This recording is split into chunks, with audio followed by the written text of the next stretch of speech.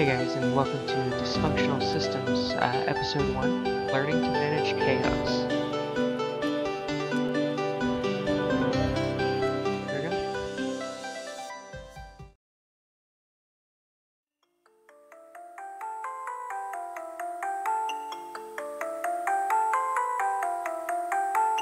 Working families across Brighton are no doubt issuing a collective sigh of relief today, as the legislation for a minimum wage increase of 50 cents passed in Parliament early this morning. This bill comes after a public outcry that the majority of Brighton's citizens are without enough income, too poor to make ends meet after the recent increase in food prices. The change brings minimum wage for workers working over 40 hours a week to $3.67 an hour, and workers working less to $3.20. Although welcomed by most, there has been stiff opposition toward the bill from foreign investors, primarily those from Gabrea. Major Gabrean companies such as Ujco and Norkley have warned that wage increases would hurt Brighton's economy, arguing that the new rate would force more layoffs, as they cannot afford as many employees. President Barnaby, who has been supportive of the legislation since its inception, retorted that well-fed employees were more productive, and reminded Ujco and Norkley representatives that employing a Brighton citizen was still over 16 times less expensive than employing a citizen of their own home country. Stocks did, however, take a moderate tumble after the approval of the legislation. President Barnaby assured citizens that the drop should only be temporary, and that the markets will begin to rise again after the initial shock has subsided. With this minimum wage increase, Barnaby has finally fulfilled the last of the campaign promises made during his 1523 campaign trail. Whether or not he manages to accomplish his 1527 goals remains to be seen. With that, we conclude our hourly business report. Next up, the latest in entertainment news. Without a doubt, I still find it strange. Everything. Strange. Bizarre. Really, if these worlds were nothing like my own, at least then I could appropriately flip out. But no, they're similar. Too similar. I keep slipping into a feeling of normalcy, only to have that sensation of strangeness slap me across the face at the first sight of something weird. There are plenty of weird sights around to do so, too. Like, for instance, these advanced-looking televisions in this decrepit-looking building, which I can only assume is an electric store. They are the first things I've seen since arriving in this world that actually looks somewhat new, fancy even. Up until now, everything has been old, ramshackle, and in various states of disrepair. Makes me feel very nervous. It's just so profoundly disturbing. Will I ever get used to this? I think that I will, some year or decade from now, if my mentor is any indication. Look at him, standing there so aloof, as if this were just another day to him, which, yeah, I suppose it is. Well, what do I know? Nothing. Winter. Yes? What do you think? Think? About what? About what we just saw and heard. Oh. To be honest, I wasn't really thinking about anything. Winter, we've only just started. Please, try to focus. Yes, I will. Sorry. It's just, well, I'm still finding it a bit hard to wrap my head around the idea of destructive conflict. Well, of course, I was the same way when I first started out. There aren't that many examples of conflict at all in our world. Right. You might even find it surprising that war is actually a word in our dictionary. Totally. Yet, still, Winter, you'll come to understand conflict very well. Don't worry. After all, you'll be doing nothing but dealing with it. Lame. Well, anyway. You read the material on this world, right? It should have been your homework. It was. Then, tell me what you think. Perhaps it's time to admit that I didn't spend much of last night reading the material, so much as turning the pages and glancing at them. I was tired, and honestly found watching the bubbles in my soda significantly more captivating than the words in these files. The way they merge with each other and crawl up the glass is really incredibly pretty. You're certainly pondering rather hard there, Winter. You must be whipping up a dazzling answer. Brighton is poor? That's a fact, Winter, not a thought. Sorry. What I think is... nothing. Look, what I've learned so far in class doesn't seem to particularly applicable to this world, so I'm finding it a bit difficult to care. How can I care, anyway? Besides all that, this is also disconnected from me. Plus, it's only my second world, for heaven's sakes. I'm still flummoxed by the fact that other worlds exist. What am I supposed to think when they just toss me into these places, give me a pat on the back, and say, "Be on your way, merry child"?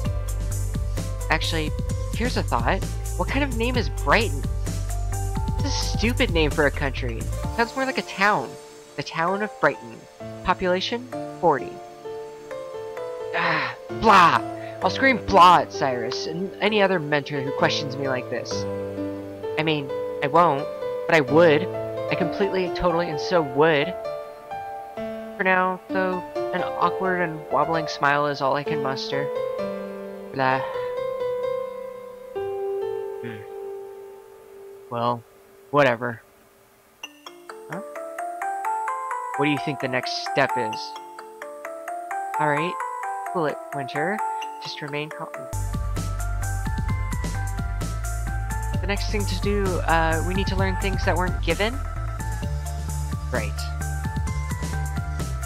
Sir, I couldn't ask my last mentor, why are the dossiers we get before we come to these places so thin? Well, it's because they're simply comprised of first-hand information, noteworthy things that mediators have gathered through observation, gleaned from prior trips to the world. You're lucky you even get that much. Sometimes you get sent to worlds that have never been visited before. Let me tell you, it's never fun when a surprise dragon flies out from behind a mountain, or when you realize that the person you've been talking to is really just a convincing projection, or worse, a robot.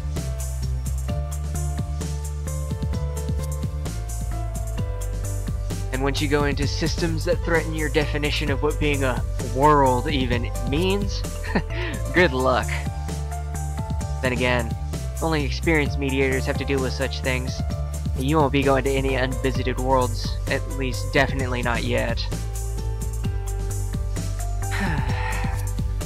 Oh, another question. Why revisit worlds that have been helped? I mean, once order is in place, everything should be fine, right? I mean... Cyrus frowns, but his expression seems more complicated than that. I say that because his frown isn't alone. In his eyes there's a glint of irritation, directed at no one in particular. As any glint, it's gone in a second, replaced by another thing that I can't quite decipher. Part of me is curious as to what it is, but most of me doesn't care. Here's another short answer. Because chaos cannot be contained or removed. Although it can be lessened by us, it will rise again over time. Sir, are you saying there's no point to anything? No. Chaos is not inherently bad, Winter. It is the means by which all worlds are born and continue, even ours. Furthermore, it is the spark of evolution. It plays a key part in those mutations which allow life to grow and improve itself. However, for life to succeed, there must also be order. It's like... it's like how cells must work together, and organs must serve their purpose. You see, a system where chaos is stronger than order is likely to collapse, just as an organism which has succumbed to disease is likely to die. In short, we're not here to eradicate chaos, Winter. We're only here to keep it in check. Oh. Anyway, where do you think we should go next? Well, someplace with a lot of information, I suppose. Allow me to get to think about such a place. Oh, surprise, I'm done. The answer's so obvious it's insulting. After all, I'd already gone there during my first mediation. The library. No, that's not... Why would we go to the library? I mean, I get your line of thought. Libraries can tell you a lot about a world's history. And I would bet there are computers there too, considering the world we're in. Unfortunately, that kind of knowledge probably wouldn't be so helpful for this job. What about scholarly journals? Reliable sources? No. I think we should find a bar. Huh? Huh? What is it? Oh, well, I just had a thought. Are the bars here special? Like, library bars? I figured maybe you liked to drink a drink as you read. Maybe.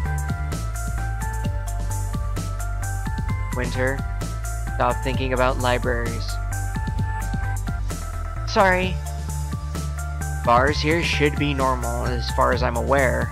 We'll head there because bars are where people go to talk. Cyrus then turns to walk away, as if it's the next natural thing to do. Well, it is not.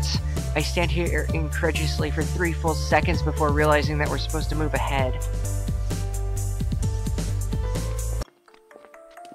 Well, here we are, walking along the street. I've seen a few vehicles pass us by, so I guess it is. Or, I should say that I've heard them, for they have been loud.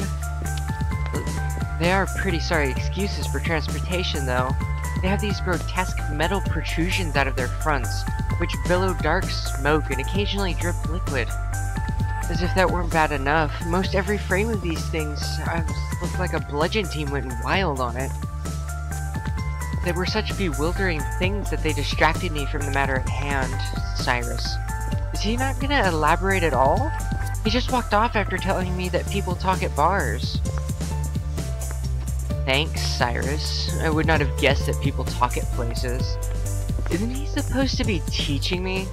How can I learn anything with such vague statements? Well, Winter, well, you need to go to the ice cream parlor, Winter, because they sell food, Winter. Well, goodness, how annoying. And hasn't he been annoying since orientation? Pestering me and staring at me, and an annoying and unlikable person, this Cyrus. With a reputation at that, I hear. I mean, seriously, don't people talk everywhere? Sir, don't people talk everywhere? Isn't that the sort of things humans are known for, in general? Well, aren't you, Snippy? Oh crap, I just ruined everything, didn't I? I need to stop thinking so much, or I'll let my thoughts slip out. I shouldn't have said that. He's my superior. I bet he'll lower my grade now. Sorry, sir. I didn't mean to be. It's just a bit frustrating when you don't explain yourself properly. No, I thought it was mostly self-explanatory. Not really at all, sir. Well, maybe it is. But I don't really know anything about bars. I've never even seen the outside of one. No, that's right. We're really not into drinking back home, are we? I don't know if I'd say that. Perhaps not everyone is the same. Well, bars are generally a place where people go to unwind. And the alcohol loosens their lips, so to speak.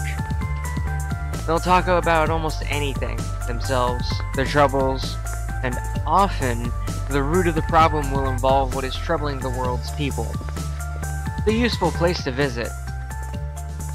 Speaking of problems, what was the issue of the last world you visited? Pollution? The world was kind of oldish and much less practical than ours. They kept throwing out their stuff wrong and had bad ways of making energy. Their water ended up getting poisoned, and a lot of them were sick. Long-term project, I assume. Yeah, my mentor had already been working on it for a while before I came. I think it was around 5 months. That's so. I'm glad I'm assigned short-term projects. I'd be something awful to get stuck with the same problem for nearly a year. I agree, but I don't know about the way you said that. How long did you shadow her? 3 days. I see. You've never had alcohol, have you? What? No, sir. I mean, I would never... I'm too young. I stop in my tracks as he stops to turn. His lips then curl up in a kind of oh expression, oh-ho-hoing at my innocence, ripe to be defiled. It's creepy. I'm uncomfortable. No, you wouldn't do anything against the rules, would you? Is that a test? A trick? A challenge?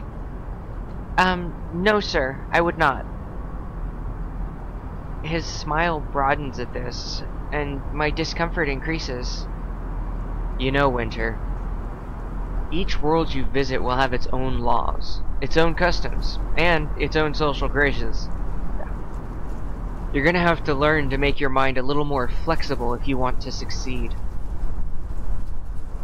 I'm going to have you drink some alcohol at the bar. Excuse me?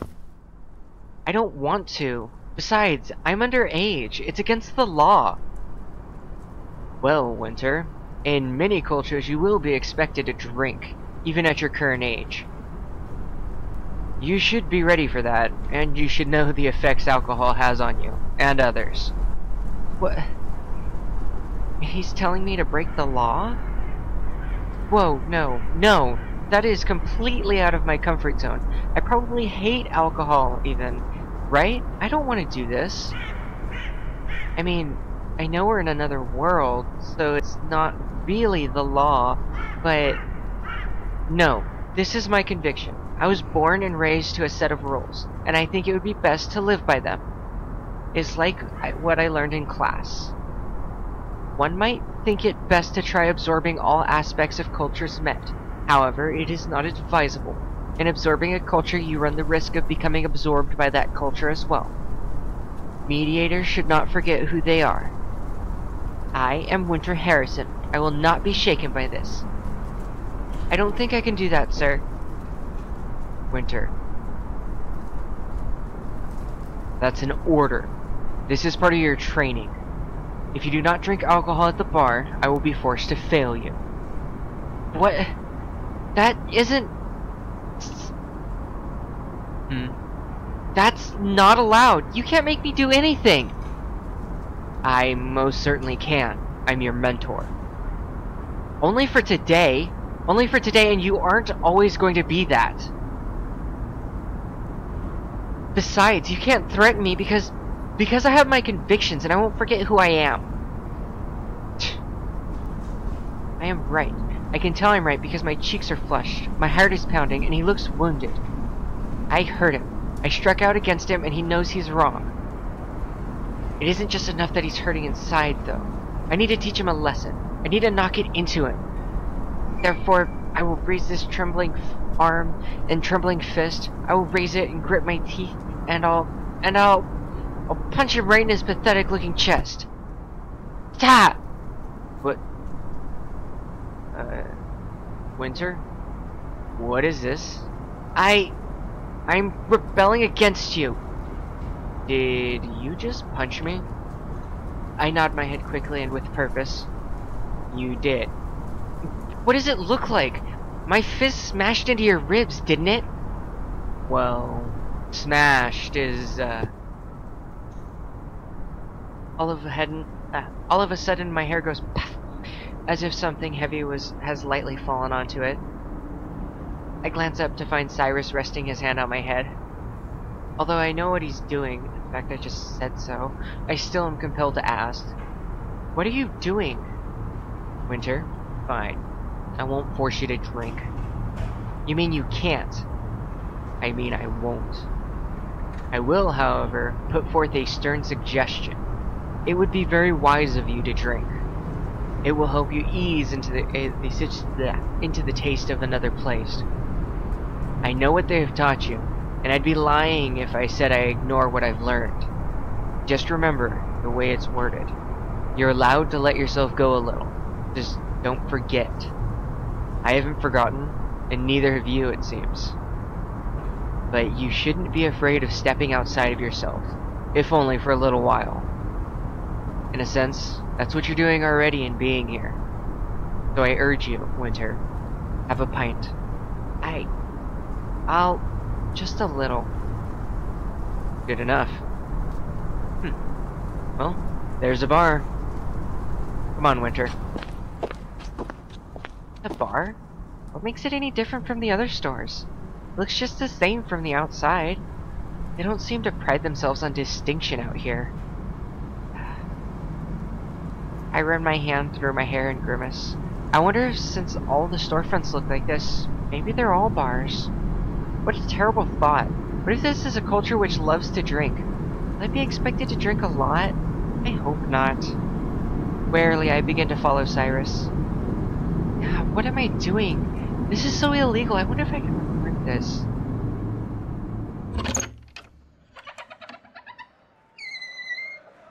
Okay, brace for it. No amount of alcohol-tinged breath could be enough to prepare me for a bar's smell, surely. Mother always talked about how awful bars are, and how that's why she only ever drinks at home. Sweaty and piggish and smelling like failure, this can only lead to misery. Slowly I part the fingers over my nostrils. It does not smell at all. Cut that out, Winter. You look ridiculous. Hey, leave me alone. I've been misled. Slowly I put my hand down, but not without glaring at Cyrus. He ignores this, of course, and walks over to an empty table to have a seat. He then pats the top of the chair next to him, inviting me. Well, whatever. I follow his lead and still cautious of this place. Notice how there's only a few people here, although it's lunch hour. What do you imagine that means? Most of the people here really like to work? Or maybe they really have to. Well, it's probably a good thing that this place is so empty. Too many customers might be a bit overwhelming for you. Can also make it rather difficult to actually find out anything. I see. There are only 4 other people in the bar besides us, all of whom are men, and all thrice my age by the look of it. The 2 who seem to be customers are dressed in a rather rough manner, like they've walked out of a construction site. I'm not the type to pride myself on appearance or anything, but I actually feel slightly embarrassed for them. They aren't the first in this world to look so deplorable, though. In fact, I would say they look fairly good by comparison. Most people I've seen look like they picked their outfits from a pile of rags. Thankfully, the other 2, both in uniform, are very presentable. The waiter, or he's probably the waiter, looks rather spiffy, and the man behind the counter is quite cleanly dressed, so this world is not entirely hopeless. But enough about men in clothes. The wall behind the counter is far more interesting. There are 2 lengthy rows of wildly varying bottles. Some round, some square, and some outright peculiar. Admittedly, I am enticed. Only for a second, I assure you. After all, I have been told that alcohol tastes like piss. Well, I wouldn't know myself. I've never tried it. What? You've never tried alcohol? No. Piss. It isn't the best until you get used to it. That aside, I've also been told that it makes you act like a twit, causes bouts of forgetfulness, and slowly poisons your liver. That is true, to a point. Eventually you become addicted to it. Not everyone does, but there's the possibility. Then why drink it? Some people enjoy losing control over themselves, and many love to forget. You'll see for yourself, and be able to form your own opinion soon. I would rather not. Honestly, I am more than fine with following the popular opinion. It is often correct, and has saved me a lot of trouble in the past. While my thoughts wander to safer days, the man who I believe is the waiter comes to our table. What can I get? Yeah. 2 beers. Any brand you'd like. Coming right up. When he departs, I find myself curious about 2 things. Firstly, I have to drink 2 beers? No. 1 is for me. Why would you want to drink 1? I'm one of the people who enjoy losing a bit of control over themselves. I would not have pegged him the sort. At any rate, the second thing. What's a brand, sir? Does it have something to do with fire and iron? Pardon?